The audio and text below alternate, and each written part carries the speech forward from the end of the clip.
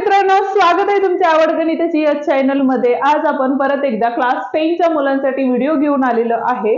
Maths part 2 चा similarity lesson मधला आपण प्रॉब्लेम सेट फर्स्ट या ठिकाणी सॉल्व्ह करणार आहोत। सिमिलॅरिटी लेसन आपण ऑलरेडी अपलोड केलेला आहे आपल्या चॅनल वरती, तो जर तुम्हाला बघायचा असेल आणि त्याच पद्धतीने क्लास 10 चे बाकीचे लेसन तुम्हाला बघायचे असतील तर त्याची लिंक आपण डिस्क्रिप्शन मध्ये दिलेली आहे, ती तुम्ही बघू शकता। ठीक आहे, तर मग चला स्टार्ट करू आजच्या लेक्चरला। पण त्याआधी चॅनलवर नवीन आणि पहिल्यांदाच असाल तर चॅनलला नक्की सबस्क्राइब करा, बेल आयकॉन दाबा, जेणेकरून आपल्या नवीन आलेल्या व्हिडिओची नोटिफिकेशन तुम्हाला लवकरात लवकर मिळेल।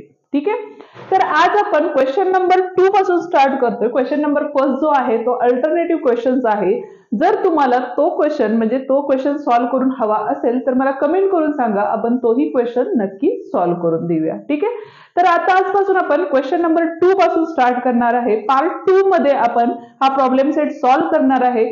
आज आपण एक 5 ते 6 क्वेश्चन्स म्हणजे 7-8 क्वेश्चन्स आजच्या पार्ट मध्ये आणि राहिलेले जे क्वेश्चन 7-8 आहेत ते आपण काय करूया, उद्याच्या पार्ट मध्ये सॉल्व्ह करूया। ठीक आहे, तर मग चला स्टार्ट करू आजचं लेक्चर।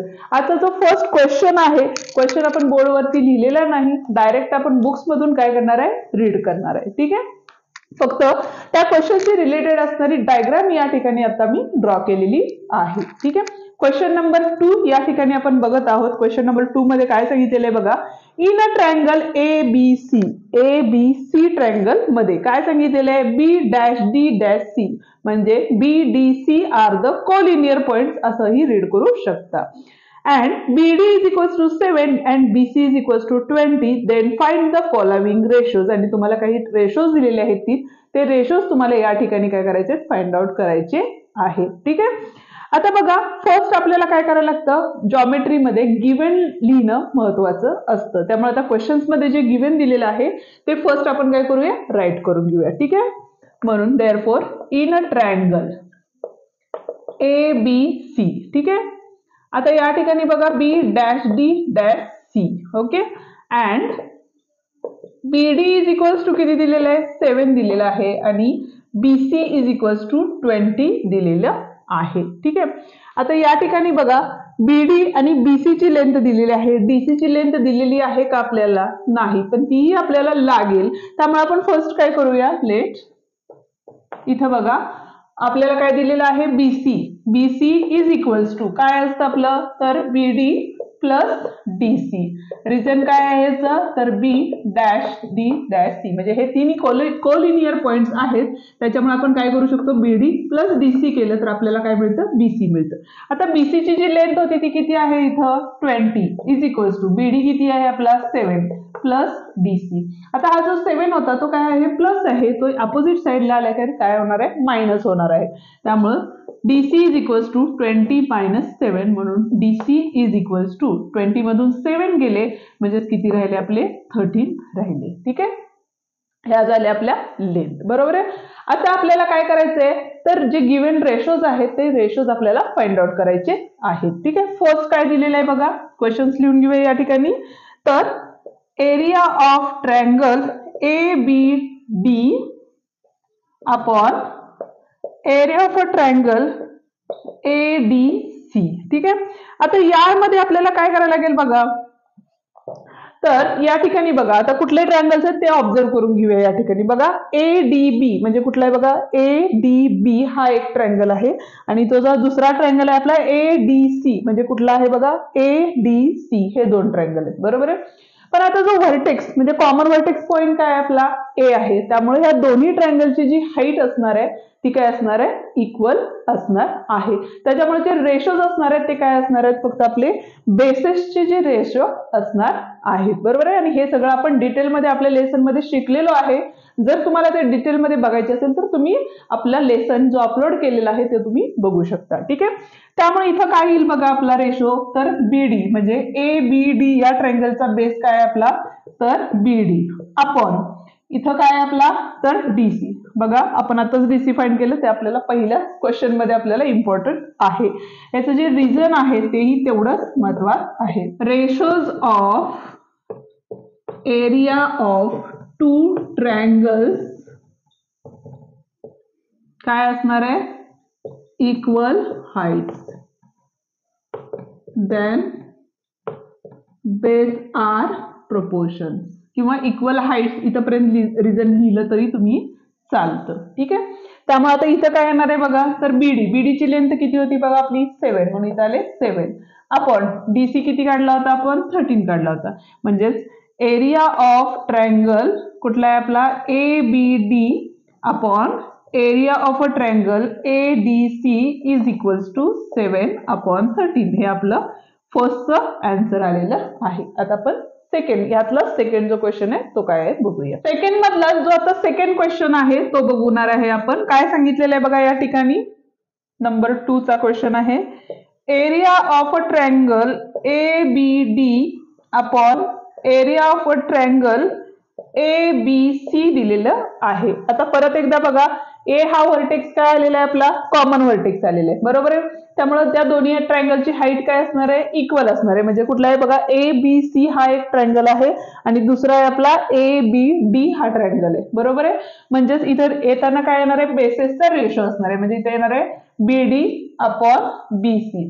रिझन काय असणार आहे आपलं तर ratios of areas of two triangles काय असणार आहे इक्वल हाईट्स. ठीक आहे. त्यामुळे इथं काय असणार आहे हाईट्सची स्पेलिंग मी शॉर्ट मध्ये लिहिलेली आहे, तुम्ही लॉंग मध्ये राईट करा. आता त्यामुळे इथं बघा बीडीची लेंथ किती दिलेली आहे आपल्याला बीडी किती आहे बघा 7 आहे. त्यामुळे इथं आले 7 अपॉन BC किती आहे आपला जो गिव्हन मध्ये दिलेला होता तो आहे 20. त्यामुळे इथं आले 20. त्याच्यामुळे AB म्हणजे area of a triangle ABD upon area of a triangle ABC हा काय असणार आहे 7/20 असणार आहे. आता इथं दोन्ही नंबरला डिवाइड होणार नाहीये त्यामुळे आपण 7/20 तसंच ठेवणार आहे. लागलीच आपण थर्ड क्वेश्चन पण या ठिकाणी राईट करून घेऊया. थर्ड क्वेश्चन आता या ठिकाणी बघा काय असणार आहे थर्ड क्वेश्चन मध्ये तर एरिया ऑफ अ ट्रायंगल कुठला दिलाय बघा ADC upon area of a triangle कुठला आहे ABC आहे. त्यामुळे याचा रेशो जो असणार आहे तो काय असणार आहे बघा ADC अपॉन ABC. डी कुठे आहे ADC अपॉन ABC. म्हणजे परत एकदा व्हर्टेक्स पॉइंट एकच असल्यामुळे आपली हाईट काय असणार आहे इक्वल असणार आहे दोन्ही ट्रायंगलची. त्यामुळे बेस काय असणार आहे इथं तर DC अपॉन काय असणार आहे BC असणार आहे. रिझन हे सेम लिहायचंय तुम्हाला ratios of areas of two triangles equal heights असणार आहे. त्यामुळे बेसेस आर प्रोपोर्शन्स. ठीक आहे. इज इक्वल टू DC किती आहे आपलं बघा इथं 13 आहे त्यामुळे 13 आले. BC किती आहे आपला जो 20 दिलेला आहे त्यामुळे इथं 20. म्हणजेच area of a triangle ADC upon area of a triangle ABC is equal to 13/20. हा होता आपला सेकंड क्वेश्चन. क्वेश्चन नंबर 3 आपण या ठिकाणी बघत आहोत. क्वेश्चन फर्स्ट रीड करून घेऊया आपण काय दिलेलं आहे बघूया. Ratios of areas of two triangles with equal heights is 2:3 दिलेलं आहे. म्हणजे इक्वल हाईट असणाऱ्या दोन ट्रायंगलच्या एरियाचा रेशो हा 2/3 या ठिकाणी आपल्याला दिलेला आहे. ठीक आहे. Then if base of a smaller triangle is 6 centimetre then what is the corresponding base of the bigger triangle. म्हणजे आपल्याला काय सांगितलेलं आहे स्मॉलर ट्रायंगलचा बेस दिलेला आहे आणि बिगर ट्रायंगलचा बेस आपल्याला फाइंड आउट करायचं आहे. आता मुलांच्या चुका कुठे होतात बघा या ठिकाणी तुम्हाला असं सांगितलेलं आहे का की दोन ट्रायंगल सिमिलर आहेत नाही. त्यामुळे आपल्याला जो सिमिलॅरिटीचा जो थेरम आहे तो या ठिकाणी आपल्याला यूज करायचा नाही. म्हणजे साइड स्क्वेअर यूज करायचा नाहीत. म्हणजे आपल्याला काय करायचं आहे रेशोज प्रपोर्शन मध्ये राईट करून आपल्याला काय करायचे आहे दुसऱ्याचा बेस फाइंड आउट करायचा आहे. ठीक आहे. म्हणजे फर्स्ट आपण काय करणार आहे बघा तर गिव्हन राईट करून घेणार आहे. गिव्हन काय दिलेलं आहे आपल्याला तर ratios of areas of two triangles काय सांगितलेलं आहे विथ इक्वल हाईट किती दिलेलं आहे आपल्याला इज 2:3. देअरफॉर इथं आपण असंही लिहू शकतो A1 upon A2 is equals to 2/3 दिलेलं आहे. बरोबर आहे. पुढे काय सांगितलेलं आहे बघा द स्मॉलर ट्रायंगल्स बेस. म्हणजे आपल्याला काय सांगितलेलं आहे स्मॉलर ट्रायंगल बेस म्हणजे B1 घेऊया आपण. तो किती दिलेला आहे आपल्याला या ठिकाणी तर 6 सेमी दिलेला आहे आणि आपल्याला फाइंड काय करायचं आहे तर बिगर ट्रायंगल आहे त्याचा काय करणार आहे तुम्ही म्हणजे B2 या ठिकाणी आपल्याला फाइंड करायचं आहे. तो आपण काय करूया x घेऊया, बरोबर आहे. त्यामुळे इथे येताना काय येणार आहे बघा, आपलं A1 upon A2 is equals to B1 upon B2 असणार आहे. म्हणजे A1 काय घेतलं तर area of a triangle ABC, area of a triangle PQR असंही घेऊ शकता तुम्ही. म्हणजेच याच्या ऐवजी ऑर म्हणजे बघा तुम्ही आता मी A1 A2 घेतले त्यामुळे या पद्धतीने मी जाणार आहे. जर तुम्ही इथे ट्रायंगल घेतले म्हणजे area of a triangle ABC upon area of a triangle PQR घेतलं तर इथे लिहा तुम्ही area of triangle ABC is a smaller triangle, triangle PQR is a bigger triangle, then ratio is equals to the sides दिलेले आहेत smaller ट्रायंगलची, म्हणजे इथं आपण काय लिहू शकतो AB अपॉन PQ लिहू शकतो, बरोबर आहे, बेसिस. त्याच पद्धतीनं मी ह्या पद्धतीने लिहिलेलं आहे, त्यामुळे आपण या पद्धतीने सॉल्व्ह करणार आहे. तुम्हाला जर ही मेथडनी सॉल्व्ह करायचं असेल तर तुम्ही त्या मेथडनीही सॉल्व्ह करू शकता. ठीक आहे. आता इथे बघा एरिया ऑफ अ ट्रायंगल आणि एरिया ऑफ अ ट्रायंगल म्हणजे दुसरा ट्रायंगल आहे A1 अपॉन A2, रेशो किती दिलेला आहे आपल्याला तर 2/3 इज इक्वल्स टू B1 म्हणजे स्मॉलर जे ट्रायंगल आहे त्याचा बेस किती दिलेला आहे 6 दिलेला आहे आणि बिगर ट्रायंगलचा बेस आहे तो आपल्याला फाइंड करायचा आहे. म्हणजे या ठिकाणी आपल्याला काय करायला लागेल क्रॉस मल्टिप्लिकेशन करायला लागतील. म्हणजेच काय झाले बघा, म्हणजे हा x जो आहे तो इकडे मल्टिप्लाइडला आला म्हणजे x वरच्या साईडला आला, हा 6 तसाच राहिला. 3 जे होते डिवाइड मध्ये होते ते 6 ला मल्टिप्लाइडला गेले आणि 2 मल्टिप्लाइडला होते म्हणजे न्यूमरेटर मध्ये होते ते डिवाइड मध्ये आले. आता या ठिकाणी आडवा भागाकाराला आडवा भागाकार कसा करायचा ते आपण ऑलरेडी बघितलेलं आहे, त्यामुळे तुम्ही आपल्या चॅनलवरती किंवा डिस्क्रिप्शन मध्ये लिंक दिलेली आहे तिथं बघू शकता. 2 1 जा 2 3 जा म्हणजे x इज इक्वल्स टू 3 3 जा 9 आले. म्हणून therefore bigger triangle base is equals to 9 centimetre. ठीक आहे, हा होता आपला थर्ड क्वेश्चन. क्वेश्चन नंबर 4 आपण या ठिकाणी बघत आहोत आणि क्वेश्चन नंबर 4 मध्ये काय सांगितलेलं आहे बघा, डायग्राम्स दिलेले आहे ती या ठिकाणी ड्रॉ केलेली आहे आपण आणि इन फिगर 1.73 म्हणजे ही डायग्राम आहे आपली.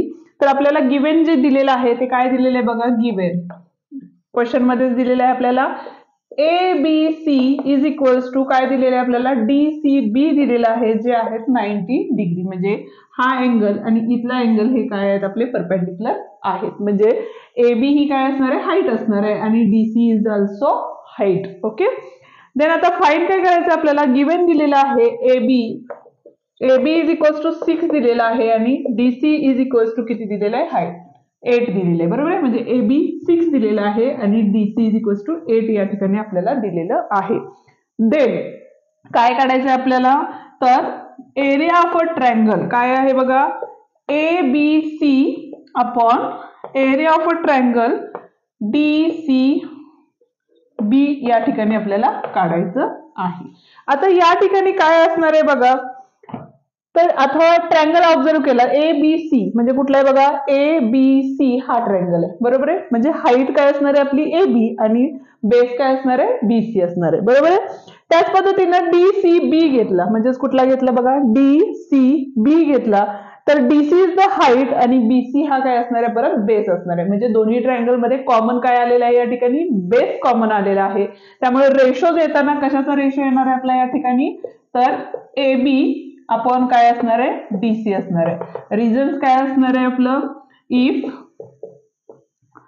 रेशोज ऑफ काय असणार आहे area of triangles with equal base म्हणजे इक्वल बेसचे रेशो असल्यामुळे हाईटचे रेशोज काय असणार आहेत प्रोपोर्शनेट मध्ये असणार आहेत. त्यामुळे AB किती दिलेले आपल्याला 6 दिलेले त्यामुळे 6 आले. DC किती दिलेले आहे 8 दिले. आता 6 आणि 8 कोणत्या टेबलमध्ये आहे तर 2 च्या टेबलमध्ये म्हणजे त्या दोन्ही टेबलला 2 नी डिवाइड होतं नंबर्सना. म्हणजे इथे काय झाले 2 3 जा आणि 2 4 जा म्हणजे इथं आन्सर जे असणार आहे ते काय असणार आहे 3/4 हे आन्सर असणार आहे. म्हणजे area of a triangle ABC upon area of a triangle DCB is equals to 3/4 is the correct answer. Okay, fifth one question आपण या ठिकाणी बघणार आहोत आणि क्वेश्चन काय दिलाय तो बघूया आपण. काय सांगितलेलं बघा इन अ फिगर आपण ड्रॉ केलेली आहे. PM इज इक्वल्स टू 10 म्हणजे इथं बघा गिव्हन राईट करतोय आपण क्वेश्चन हे करत let PM is equals to किती दिलेलं आपल्याला 10 cm दिलेलं आहे, बरोबर आहे. and area of a triangle PQS is equals to 100 square centimeter दिलेला आहे. त्याच पद्धतीनं area of a triangle QRS is equals to 110 square centimeter दिलेला आहे अँड फाइंड काय करायचंय आपल्याला, तर NR. ठीक आहे, NR is equals to how much. आता परत एकदा प्रश्न तोच उद्भवतो की या ठिकाणी एरिया ऑफ अ ट्रायंगल्स आपल्याला दिलेले आहेत, तर स्क्वेअरिंग करायची का बोथ साइडची, म्हणजे ज्या साइड्स असतात त्या साइडची स्क्वेअर करायची का, तर नाही. या ठिकाणी परत एकदा आपल्याला ट्रायंगल सिमिलर दिलेले नाहीत. ज्या वेळेला तुम्हाला दोन ट्रायंगल सिमिलर दिलेले जातील त्यावेळेला तो थेरम जो आहे त्याचा यूज करून तुम्ही साइडचा स्क्वेअर करून दुसरी साइड फाइंड करू शकता. पण या ठिकाणी तुम्हाला फक्त काय सांगितलेलं आहे, तर रेशो फाइंड करायचा आहे आणि त्याच्यावरून तुम्ही काय करणार आहे, साइड फाइंड करणार आहे. म्हणजे प्रॅक्टिस सेट फर्स्ट जो आहे त्या पद्धतीने तुम्ही या ठिकाणी सॉल्व्ह करणार आहे. बरोबर. त्यासाठी आता फर्स्ट आपल्याला काय करायला लागेल बघा, तर रेशो लिहून घ्यायला लागेल. Area of a triangle PQS upon area of a triangle काय असणार आहे इथं, QRS इज इक्वल्स टू. आता PQS म्हणजे कुठला आला बघा, PQS जर घेतला तर QS हा आपला काय आहे, बेस आहे आणि PM परपेंडिक्युलर आहे, त्यामुळे या ठिकाणी असणार आहे आपली PM अपॉन QRS. आता बघा QRS या ठिकाणी पण काय आहे आपलं, तर QS आहे आणि इथं पण काय येणार आपलं बघा, येणार आपली काय आहे, हाईट आहे इनटू बेस काय आहे आपला, तर QS आहे. बरोबर आहे, म्हणजे QS ला QS गेला, राहिले काय आपले, तर PM अपॉन NR. म्हणजे रिझन काय असणार आहे या ठिकाणी, if ratios of areas of triangles काय असणार आहे, bases are equal then heights in proportion. म्हणजे हाइटचा रेशो प्रपोर्शन मध्ये असणार आहे. बरोबर आहे. आता या ठिकाणी बघा area of a triangle PQS किती दिला होता आपला, तर 100 दिला होता upon area of a triangle QRS किती दिला होता, तर 110 इज इक्वल्स टू PM किती दिला होता आपल्याला, 10 दिला होता आणि फाइंड काय करायचं आपल्याला, तर NR फाइंड करायचं. म्हणजे परत एकदा क्रॉस मल्टिप्लिकेशन. बरोबर आहे. म्हणजेच हा NR जो होता तो 100 ला मल्टिप्लाइड झाला. म्हणजे इथं बघा हा NR घेतला इज इक्वल्स टू हे 10 तसेच घेतलेले आहेत इथं इनटू 110 जे होते ते मल्टिप्लाइडला होते, सॉरी 110 जे डिवाइड मध्ये होते ते काय झाले, मल्टिप्लाइडला गेले आणि अपॉन मध्ये काय असणार आहे आपले 100 डिवाइड मध्ये येणार आहेत. बरोबर आहे. या ठिकाणी बघा 0 0 0 गेट कॅन्सल. कधी, ज्या वेळेला इथं मल्टिप्लिकेशनचं साइन आहे त्यामुळे न्यूमरेटर आणि डिनॉमिनेटरच्या झिरोज आपण कॅन्सल करू शकतो. पण त्याचऐवजी इथं प्लस मायनसचा साइन असेल तर त्यावेळेला झिरोज कॅन्सल करायच्या नाही. ही बेसिक कन्सेप्ट आहे. बऱ्याच वेळा मुलं तिथं चुका करतात. बरोबर आहे, म्हणून ते सांगितले. म्हणजेच इथं बघा 11 वनजा किती राहिले, 11 राहिले. म्हणजेच NR इज इक्वल्स टू किती असणार आहे आपलं, तर 11 असणार आहे. म्हणजे सेमी मध्ये लिहू शकतो युनिट का तर आपल्याला स्क्वेअर सेमी दिलेला आहे, त्यामुळे NR इज इक्वल्स टू किती आलेले आहे आपले 11 सेंटीमीटर आलेलं आहे. क्वेश्चन नंबर 6 आपण या ठिकाणी बघत आहोत. क्वेश्चन नंबर 6 मध्ये काय दिलेलं आहे ते फर्स्ट बघूया आपण. Triangle MNT and similar triangle QRS. म्हणजे आता इथं सिमिलर दिलेलं आहे बघा. ट्रायंगल कुठला दिलेला आहे, MNT सिमिलर ट्रायंगल कुठला आहे आपला, तर QRS या ठिकाणी दिलेला आहे. Length of altitude drawn from the point T is 5 centimetre. ठीक आहे. आता यासाठी लागणारे डायग्राम बघा. पहिला ट्रायंगल आहे आपला, कुठला आहे आपला, MNT दिलेला आहे आणि दुसरा ट्रायंगल कुठला आहे आपला, तर QRS. ठीक आहे. पुढे काय सांगितलेलं आहे, length of an altitude drawn from the point T is 5. म्हणजे T पासून जिथे अल्टिट्यूड ड्रॉ केलेली आहे, म्हणजे ही जी हाईट आहे ती किती दिलेली आहे या ठिकाणी आपल्याला 5 दिलेली आहे. बरोबर आहे. Then length of altitude drawn from the point S is the 9. S पासून अल्टिट्यूड ड्रॉइंग केलेली आहे इथं आणि ती किती दिलेली आहे आपल्याला, तर 9 दिलेली आहे. Find the ratio of, ratio कशाचा फाइंड करायचंय बघा, टू फाइंड काय सांगितलेलं आहे, तर एरिया ऑफ अ ट्रायंगल काय आहे, MNT upon area of a triangle काय असतं आपलं, तर QRS. ठीक आहे. आता या ठिकाणी बघा आपल्याला काय दिलेलं आहे, दोन सिमिलर ट्रायंगल दिलेले आहेत आणि आता theorem of the similarity of triangle या ठिकाणी आपल्याला यूज करायचा आहे. तर तो थेरम आपल्याला काय सांगतो, ज्या वेळेला दोन ट्रायंगल सिमिलर असतात तर त्याच्या साइड ज्या असतात तर त्या काय असतात, स्क्वेअरच्या प्रपोर्शन मध्ये असतात. म्हणजे साइडचा स्क्वेअर करून त्या दोन साइड्स एकमेकांना प्रपोर्शन मध्ये असतात. म्हणजेच बघा काय असणार आहे, let area of a triangle MNT upon area of a triangle QRS is equals to, आता या ठिकाणी आपलं काय असतं तर mn square upon QR square असणार आहे. त्याच पद्धतीने NT square plus RS square असणार आहे आणि MT स्क्वेअर अपॉन काय असणार आहे QS स्क्वेअर असणार आहे. त्याच पद्धतीने त्या दोन्ही ट्रायंगलच्या हाईटचा रेशोज पण काय असणार आहे स्क्वेअर मध्ये प्रपोर्शन मध्ये असणार आहे. म्हणजेच या ठिकाणी येताना आपण इथं बघा या ठिकाणी P घेऊया म्हणजे TP इज द हाईट आणि इथं काय घेतली आपण तर M घेऊया. ठीक आहे, म्हणजेच या ठिकाणी काय येईल बघा आपलं तर PT स्क्वेअर अपॉन काय असणार आहे आपलं SM स्क्वेअर असणार आहे. बरोबर आहे. आता PT स्क्वेअर म्हणजे काय असणार आहे आपला या ठिकाणी 5 चा स्क्वेअर आणि इथं काय असणार आहे आपला 9 चा स्क्वेअर. एज अ रिझन काय असणार आहे थेरम ऑफ सिमिलर ट्रायंगल्स. ठीक आहे, एरियाज ऑफ सिमिलर ट्रायंगल्स. ठीक आहे, म्हणजे इथं काय असणार आहे 5 चा स्क्वेअर म्हणजे किती आले आपले 25, 9 चा स्क्वेअर किती असणार आहे 81, म्हणजे हा काय असणार आहे त्याचा रेशो असणार आहे. हा होता आपला 6th one question. 7th one question आपण आता बघणार आहे. 7th वन साठी लागणारी जी डायग्राम आहे ती आपण या ठिकाणी ड्रॉ केलेली आहे. त्यामध्ये डायग्राम मध्ये जे गिवन दिलेलं आहे तेही तिथे लिहिलेलं आहे. क्वेश्चन काय आहे बघूया.